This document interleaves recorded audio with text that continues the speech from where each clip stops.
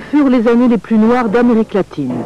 Quand en mars 1976, le général Videla prend le pouvoir en Argentine, tous les pays du cône sud sont déjà sous la coupe des militaires. Exécutions sommaires, tortures, disparus. Qu'ils s'appellent Stroessner au Paraguay ou Pinochet au Chili, tous mènent une répression féroce au nom de la lutte contre le communisme. Comment en est-on arrivé là? Bien sûr, l'ombre des États-Unis plane sur les dictatures latino-américaines, mais ce que l'on sait moins, c'est le rôle joué par la France dans leur genèse, et notamment en Argentine.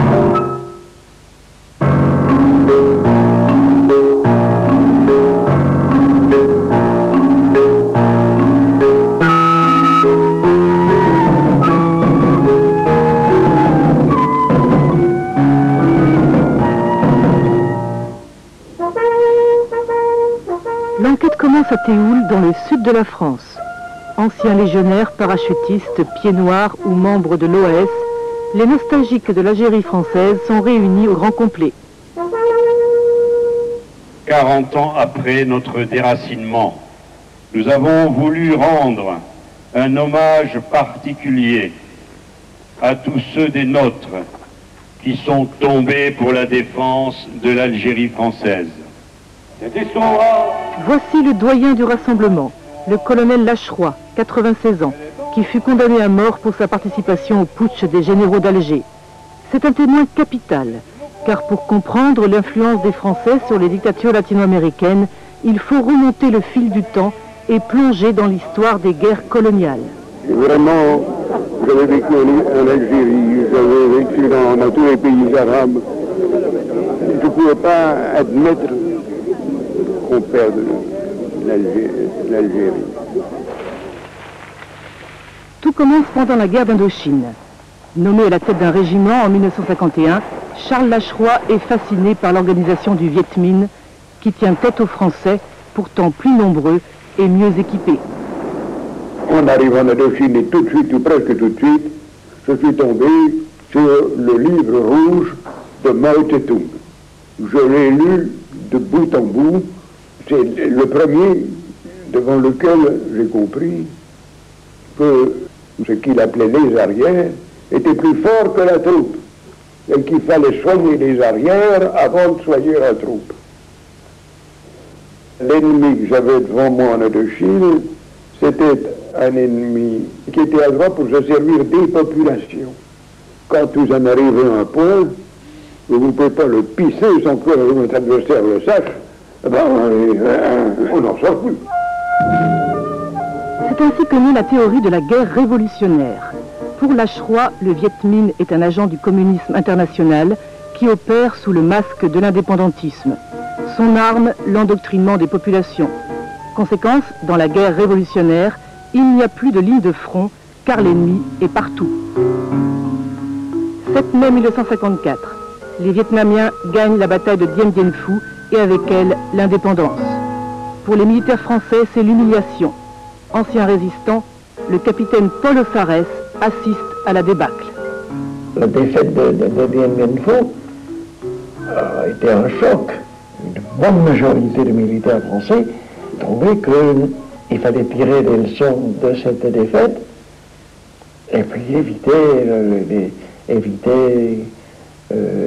qu'on ait les mêmes déboires en Algérie. C'est pendant la guerre d'Algérie que l'état-major de l'armée se rallie définitivement à la théorie de la guerre révolutionnaire, encore appelée guerre subversive. Son obsession, couper le front de libération nationale de ses arrières, c'est-à-dire de la population. Pour cela, les Français innovent. 400 000 soldats sont déployés sur l'ensemble du territoire algérien. C'est la technique du quadrillage, la première application concrète de la théorie de Lacheroy. Et puis le 7 janvier 1957, le ministre Robert Lacoste prend une décision lourde de conséquences. Il remet les pouvoirs de police au général Massu, qui commande la 10e division parachutiste. L'objectif, anéantir l'organisation politique et militaire du FLN, qui multiplie les attentats terroristes dans la capitale algérienne. Commence alors la bataille d'Alger, où les paras investissent la Casbah pour traquer les poseurs de bombes. Désormais, ils sont les seuls maîtres à bord. Leur chef, c'est le colonel Bijard, un ancien résistant qui a gagné ses galons en Indochine.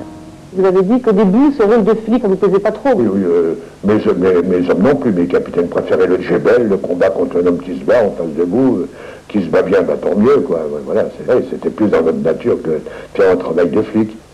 On l'a fait un travail de flic rapide, quoi, à la para.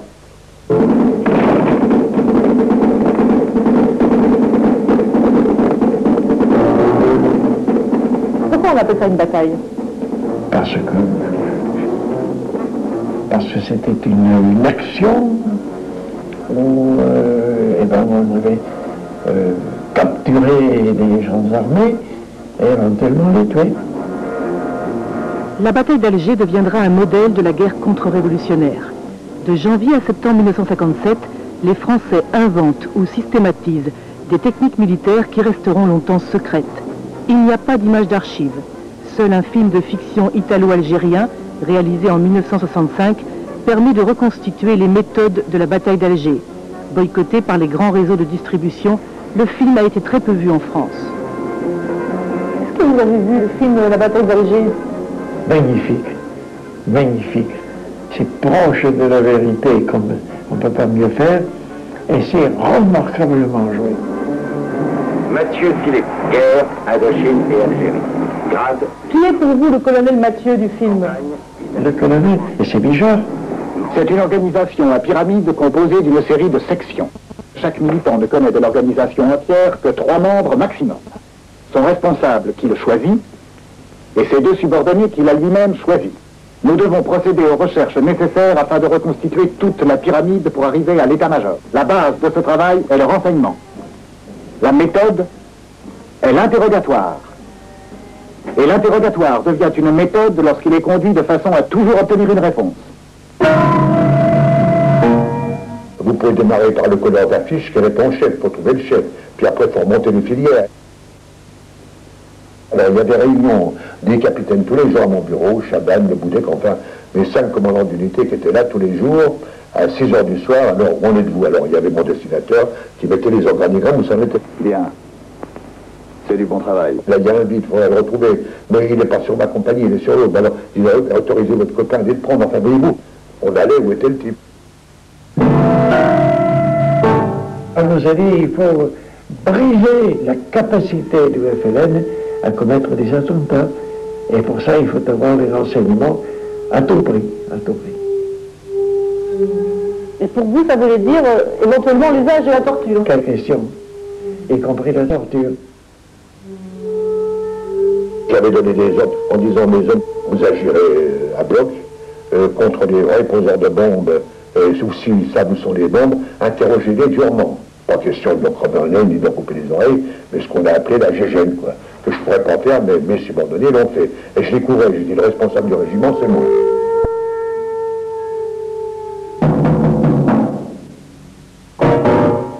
L'escadron de la mort, c'était un certain nombre de sous-officiers mis à ma disposition par Massine, dont je ne dirai jamais le nombre ni les noms pour que ça ne leur retombe pas dessus. Déjà, on employait ce terme-là à l'époque, déjà pendant la bataille? Oui, oui. Il y a autant d'escadrons de mort. Moi, je passais la nuit dehors. J'allais voir les colonels et les officiers de renseignement des régiments. Et qu'est-ce que vous faites? Et qu'est-ce qui arrive? Et qu'est-ce que vous avez ramassé? On tient le type qui veut poser les bombes, on le secoue pour qu'il donne tous les renseignements qu'il peut donner. Et puis s'il ne peut pas tout donner, à force, il a fini. Mais celui-là, on n'en sortira rien. Voilà. Donc vous faisiez disparaître? Et il disparaît.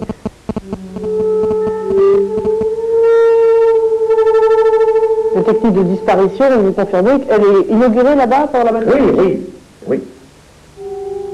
Escadron de la mort, disparu, ces méthodes ont donc été inventées en Algérie. À l'époque, seul Paul Tedjen, le préfet de police d'Alger, avait dénoncé l'existence de disparus parmi les 24 000 prisonniers qu'il avait officiellement enregistrés. On ne m'a pas rendu 4 000. Lorsqu'au mois de septembre 1956, 57, j'ai fait le compte, il m'en manque trop. Où sont-ils? Dans les camps, à Port-Cazel, même pas. Je suis allé à Port-Cazel pour voir, il n'y était pas. Il a disparu. Les Oued, la mer, les renvoyés. On envoyait les crevettes Bijard, comme ça qu'on appelait les hommes. On mettait les pieds dans une bassine de ciment. Quand c'était pris, on les larguait en hélicoptère dans la mer. On ne peut pas admettre ça, on ne peut pas la guerre comme ça, c'est pas possible. Et pourtant, les techniques de la bataille d'Alger seront enseignées dès mai 1958 dans un centre d'entraînement à la guerre subversive créé par le ministre de la Défense Jacques Chaban-Delmas à l'initiative de Bijard. Viendront s'y former des officiers français, mais aussi portugais ou israéliens. La bataille d'Alger aura aussi son manuel. Intitulé La guerre moderne, il a été rédigé par le colonel Trinquier, le chef du commandant au Sarès. Dans son livre, il justifie ouvertement l'usage de la torture comme une arme de la guerre antisubversive.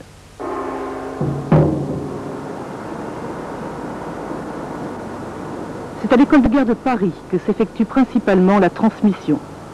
Les premiers émules sont argentins. Parmi eux, le général Lopez Offranc, qui participera au coup d'État de 1976. En 1957, Lopez Offranc est sélectionné par l'état-major argentin pour s'initier à ce qu'on appelle désormais la doctrine française, avec à la clé un stage pratique d'1 mois en Algérie. Les professeurs n'arrêtaient pas de nous parler de la guerre révolutionnaire. C'était quelque chose de tout à fait nouveau pour nous. En Amérique latine, nous ne connaissions pas à l'époque ce genre de problème. Il y avait bien sûr des luttes politiques, parfois violentes, mais pas de type subversif. Nous ne connaissions pas l'importance de la population dans ce genre de guerre. Pour nous, il n'y avait que la guerre classique, avec l'infanterie, le fusil, les chars, les canons. Mais jamais nous n'avions imaginé un ennemi qui tue avec un couteau ou qui étrangle avec une corde. Ici, j'ai beaucoup appris. Avec le sang, on apprend beaucoup.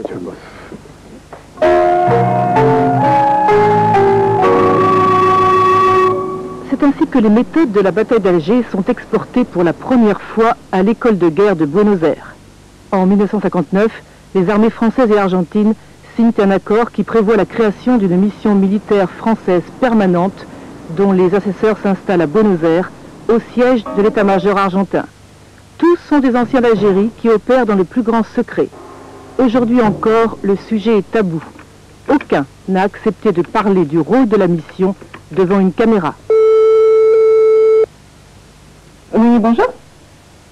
Vous m'entendez, M. Bernard Cazomayou? Oui, M. Bernard Cazomayou. On était parti là-bas à la demande de l'armée argentine pour les renseigner la guerre révolutionnaire. La mission était pour ce sujet-là et pour rien d'autre. Le reste ne nous intéressait pas. Payés par l'armée argentine, les Français font traduire le livre du colonel Trinquier, dirigent des cours et publient des articles dans les revues militaires. Le thème, c'est toujours la guerre antisubversive, comme le reconnaît du bout des lèvres le colonel Bintresque. Oui, bonjour. Je vais pas la Robert Bintresque. C'est moi-même. On essaie de leur expliquer cette guerre subversive, cette guerre en dessous.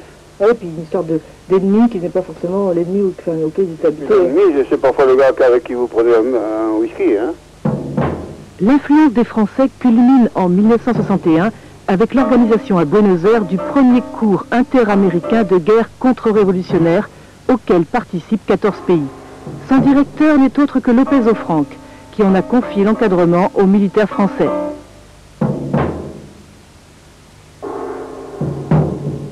Il y avait des officiers de tout le continent? Oui, de tout le continent américain nord et sud, y compris des États-Unis. Tous les officiers étaient réunis dans notre école de guerre. C'est moi qui ai dirigé le cours. Et Bintresque fut mon plus proche collaborateur. Est-ce que vous aviez participé? Un rôle que le colonel Bintresque a toujours du mal à assumer aujourd'hui. C'était uniquement argentin. Hein. Disons qu'ils ont utilisé nos cours pour faire les leurs. C'est vrai que les États-Unis étaient jaloux? Oui, les États-Unis voulaient que les Français s'en aillent. Ils voyaient d'un mauvais œil le rôle des Français. Mais les Américains ne connaissaient rien à la guerre révolutionnaire. Ils apprenaient en même temps que nous. Dans un courrier adressé au ministre des Affaires étrangères, l'ambassadeur Blanquet du Chayla confirme la jalousie des Américains.